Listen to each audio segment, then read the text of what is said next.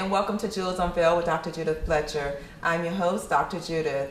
Joining me today is Miss Elizabeth Gifford Maffei, founder and CEO of BEmpowerful. Welcome, Elizabeth. Thank you so much, Dr. Judith. I really appreciate being here today. It is really a pleasure having you on today as a guest. For our viewers that may be hearing from you for the very first time, I would like for you to kind of introduce yourself and give them a little background about who you are and what it is that you do. Absolutely. Well, I am the CEO and founder of BEmpowerful, and it is a coaching platform. I'm also a professional speaker. And what I do is I work with entrepreneurs and small business owners to help them to grow their business and get to the heart of what's holding them back so that they can create the income and the life that they've always dreamed of. That is truly amazing. Yeah. I've had the pleasure of attending events that have been hosted by you and different events that you've had the opportunity to speak at. And I really appreciate the message that you send out to the business owners, those that are in attendance, as well as those that are able to learn more about you through your different platforms. One of the things that I found many of the business owners that I've come in contact with is that they typically stumble somewhere around growing their businesses or really launching their business so they can actually reach the goals that they've set for themselves. How do you help a business owner or an entrepreneur starting out to push past those obstacles and reach for those goals that they've set for themselves? Great. Well, there are actually several obstacles that I found that some of my clients have come up against. Is it okay to talk about those? Yes, please. Okay, great. So it's typically fear of failing or fear of succeeding sometimes. And then also the big one, Dr. Judith, is overwhelm. We get that all the time, and people are overwhelmed in either starting a business or they may be in their business. And they kind of get stuck and they get overwhelmed. And then also, they don't know what to do next. And sometimes they're doing too much. So those are some of the obstacles. And then how they can move past those obstacles is to have a plan that is specific to them. So, for example, I was working with a client, and she hated making cold calls. I don't know too many people that like that. I was going to say, I think I'm in the same boat with her. Right, exactly. But we really looked at what we're making cold calls in her business. Was that going to be effective? And using the time to do that. And I said, well, let's look at what your genius is. What are you really good at? And she loves connecting with people, like we do, and like a lot of our clients do. Yes. So we built around those obstacles to be able to have her connect with people, and then she was able to get clients, actually within the next week. And I really love the fact that you talked about them putting together a plan. Mm-hmm. How do you work with your clients to establish a plan? How do I work with them to establish a plan? First, I have a long conversation with them, and I see where they are and where they want to go, and then what is it exactly that they want to accomplish. And then I take a look at how much they know already, and then put in place, like we talked about, what is their genius? What is it that they're really good at? Whether it's marketing, whether it's connecting with people, whether it is their message so that their clients can understand who they are. And I really appreciate that. What are, from your experience with the clients that you've worked with, mm-hmm. what have been some of the typical outcomes? Oh, that's phenomenal. I had a client who had been in sales for 30 years. Wow. And I had a conversation with her, and she said, Elizabeth, I think I really need to work with you, not to put my business plan together, because she's really good at sales, but something was stopping her. So what we did was, the very first conversation, we found out that 20 years ago, she was fired from a sales job because she was told that she wasn't smart enough because she didn't have a college degree. I really want to speak more about that. Yeah. Because it is so common, unfortunately, that seems to be one of the major stepping stones, major roadblocks that many women are those that are re-entering the workforce. Mm-hmm. Mm-hmm. That seems to be something that they're faced with. And I want you to definitely share with our viewers a little bit more. But before we do, we need to take a quick break. Okay. So to our viewers, we'll be right back. Hello, my name is Rose Hedgemond. I'm the president and founder of Avenues of Excellence. We are an etiquette and social protocol company. It is so important to understand how to sell yourself and how to sell your brand. And understanding the rules of social engagement and using etiquette in a strategic manner can mean all the difference to not only your professional best, but your bottom line as well. Hi, and I'm Elizabeth Gifford Maffei. I'm the owner and CEO of BEmpowerful You, and I help entrepreneurs and small business owners get to the heart of what's holding them back and help them to create the life that they deserve and that they want. And so working with them, I like to uplift them, I like to empower them, and I like to help them create specific plans that are unique to them. Welcome back to Jewels Unveiled with Dr. Judith Fletcher. Our guest today is Miss Elizabeth Gifford Maffei, founder and CEO of BEmpowerful You. Welcome back, Elizabeth. Thank you. We were talking about, you're sharing an amazing story for me, and I want you to really share with our viewers because it's unfortunately so common. But you were saying about the client that you're working with. Yeah, so absolutely. She had been in sales for 30 years, and 20 years ago she was doing a great job, and her employer came to her and said, "You're fired because you're not smart enough and you don't have a college degree." And for 20 years, she held that story in her head. And what that did is stopped her from getting into the CEO's offices and the VP's offices, even though she was phenomenal at what she did. So we talked together for one session, and after one session, we got rid of that limiting belief. And the very next week, she went out and got a $4 million contract, the biggest contract that she has ever gotten in 30 years. So, you know, I encourage your viewers to let go of those limiting beliefs. And it really is important. And so many people are experiencing and having the same experiences as this particular individual, because many people that I speak with, one of the reasons that they've gotten into or found the courage to really chase their dreams and really be successful at it is because they were thrust out of their comfort zone, that career in which they had been working for a number of years. So to see this is just, you know, to see what so many people have experienced, it's heartbreaking, but at the same time, it kind of gives that person the extra boost that they need to really achieve that goal. Right. And you're right, we've allowed it to lay dormant for a number of years. So that was such an amazing story, and to see the success that have come out of it, that is truly, truly amazing. Yeah, I was thrilled. So working with many of the clients, because we all know that, yes, some people say, well, I'm an entrepreneur or I'm a business owner, but in fact it's more of a hobby for them because they're not generating any revenue. So how do you work with your clients to change their businesses from just being something that they're doing such as a hobby and helping them to make it more of a profitable business? Sure. So what I like to call is from possibility to profit, because anything can be possible, but how are you going to make that profit so you can support yourself and your family as well? And the very first important step is mindset. And it gets you through the entire day so that when you make those phone calls and you get off a call and someone says, you know what, I don't want to work with you, or this is not a good time. And we all have those disappointments. You have to have that positive mindset. And there's several ways that I'd love to share with you and your viewers, if I may. So one way that you can create a positive mindset is to write a gratitude journal. And I know that we've heard this before, but it's so powerful. You can either write in the morning or in the evening. Just write all of the things that you're grateful for, because that brings that positive energy in. Another thing that you can do is to write positive affirmations.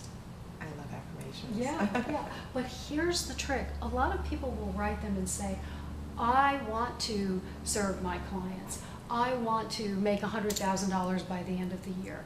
But if you write your affirmations as if they have already happened, even if you don't know how you're going to make that happen, it brings that positive energy in.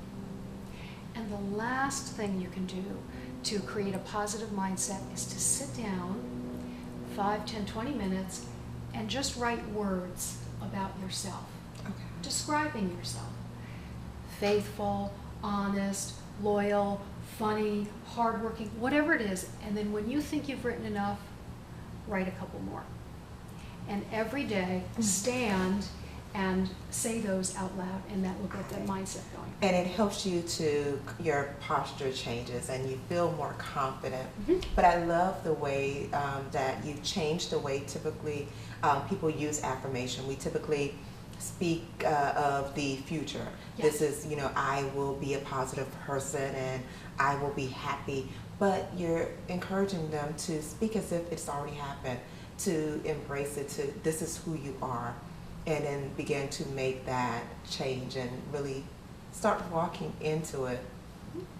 And with this approach, when it comes to encouraging your clients to use affirmations in this way, what have been some of the outcomes that you've had or testimonies that you've heard from some of your clients? Oh, sure. So I've had clients who didn't have any clients for 3 months, and within 1 week of coaching and putting some of these steps in place, within a week and a half, I got a text from a client and said, I have 5 new clients, and she didn't have any in 3 months. I love it, and Yeah. those are the steps that people want to hear about, changing it from possibility to profitable. Right. I love it. Right. Well, we definitely need to take a quick break, and to our viewers, we'll be right back. Hello, my name is Rose Hedgemond. I'm the president and founder of Avenues of Excellence. We are an etiquette and social protocol company. It is so important to understand how to sell yourself and how to sell your brand. And understanding the rules of social engagement and using etiquette in a strategic manner can mean all the difference to not only your professional best, but your bottom line as well. Hi, and I'm Elizabeth Gifford Maffei. I'm the owner and CEO of BEmpowerful, and I help entrepreneurs and small business owners get to the heart of what's holding them back and help them to create the life that they deserve and that they want. And so working with them, I like to uplift them, I like to empower them, and I like to help them create specific plans that are unique to them. Welcome back to Jewels Unveiled and with Dr. Judith, and I am your host, Dr. Judith. Joining us today on our show is Miss Elizabeth Gifford Maffei. Welcome back, Elizabeth. Thank you so much. Appreciate it. It is truly has been a pleasure for me hearing you share these amazing tips. I really love the different approach that you've offered our viewers when it comes to using affirmations. And I can see how that can be successful. And more importantly, the success stories of your client that thought this was a hopeless situation, someplace where she found herself in a place of pain and disappointment, that turned into a success story for her. And that's so amazing. And I know so many viewers are probably at that point where I want that. I want to experience that. So with your clients, what are some steps that they can take to, get to this point? What are some advice that you can share with our listeners, our viewers, to help them to grow their business, to experience some of those success stories that you've had from your clients? Certainly. Well, there are really 4 milestones, and you can use this in your life and in your business as well. So the first one is to create a vision. The second one is to make a decision. The third one is to simplify. And the 4th milestone is to take action. So may I talk a little bit about that? Yes, please. Okay, great. So when your very first step is to create a vision. Ask yourself, what is it that you want your business to look like? Do you want to fly all over the world and work off of your computer or your phone? Do you want to have a home office? Visualize and write down exactly what you want your business to look like. And then, what do you want your ideal client to look like? Who is he or who is she? Where do they shop? What do they do? What do they like? Create what your vision of your perfect client. And then also create a message for them. What is that specific message? And then the next step is to make a decision. Make a decision on what that message is going to be. Make a decision on how you're going to market yourself, and there are lots of ways. There's social media and networking and all of that, but how are you best going to connect with that client that you've already identified? And then here's something really important. Decide what you want to do and what you don't want to do in your business. That is an awesome, I actually love every one of those steps. I like the fact that when it comes to creating a vision, we all know how important it is to visualize where it is that you want to do and how powerful that experience can be. But the way that you've combined those 4 steps, it is simplified, but at the same time, I can see how individuals can achieve great levels of success in just different areas of their lives. I think what I like about it more so is it's not, those are not steps that limits them to just their business life. Right. Am I correct? Is that something that we can apply in our personal lives? Absolutely, absolutely. And I think that's definitely important for people to understand that there are several steps that you can incorporate in your personal life as well as your professional life. What has been some of your experiences with clients when they make that shift, when they finally discover, where they really want to go with their business and start taking these steps and applying these 4 steps that you've equipped them with? Right. Well, typically when I coach over the phone. And there's almost a silence, and you can actually feel the shift. And they have an aha moment. And it's a realization like, oh my gosh, this doesn't have to be so hard. It doesn't have to be overwhelming. It doesn't have to be scary. And then they have a very clear plan. They put together a clear, concise plan that is specific for them. And they're able to move forward and get the clients and start bringing in the money or do whatever it is that they have set out to do. So it's so exciting. And I'm sure it is. And do you only work with women clients or do you also work with men? I work with men and women, typically more women than men. I guess connect or feel my message, but I do work with men as well. So I love to empower anyone who is open to really moving forward in their business and realizing that they're worth the investment. Exactly. Do you find that there are some that resist at the beginning when you try to provide them with some assistance? And if so, how do you help them overcome that fear that's probably holding them back? Right, that's a great question. I think you and I both have, and many coaches have experienced that. There's always that hesitation, and they're afraid to take that next step. And the first thing you may hear is, or we may say to ourselves, oh well, I don't have the money, or I don't have the time, or I'm too busy. But really, if you peel that back and you look at what is the investment you're making in yourself, and then what is the outcome going to be? It's going to be exponential once you're able to help them visualize really the big picture. That's what they need us for. Exactly. And I really like the way that you've brought that all together. One of the things that we have talked about on a number of occasions, as well as what you've shared here, is the steps about visualizing and also the relationship building and things of that nature. Yes. One of the areas that I used to really be terrified of outside of the cold calling was going into networking events and feeling that, it's not going to be productive. And I think for me, it was more so the fact that I did not know how to effectively build that relationship and network. If you had to give one key tip on how to really get out there and make a networking event a successful one for you, what would you share with that viewer? Well, that's a perfect question, and networking always comes up all the time. And you can go and people are looking to get your business card, they never contact you again, and there's not a connection. Go with the intent of finding out about the other person. So rather than introducing yourself and saying, what do you do?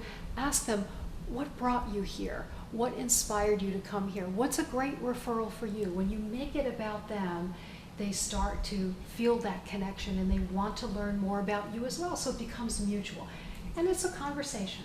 Exactly. Yeah. And it also helps you to establish a new relationship and build a new business friend. Yes, and absolutely. That's something that's really key. Oh my gosh, thank you so much, Elizabeth. It has truly been a pleasure having you on. My pleasure. And to our viewers, thank you so much for tuning in again, and enjoy.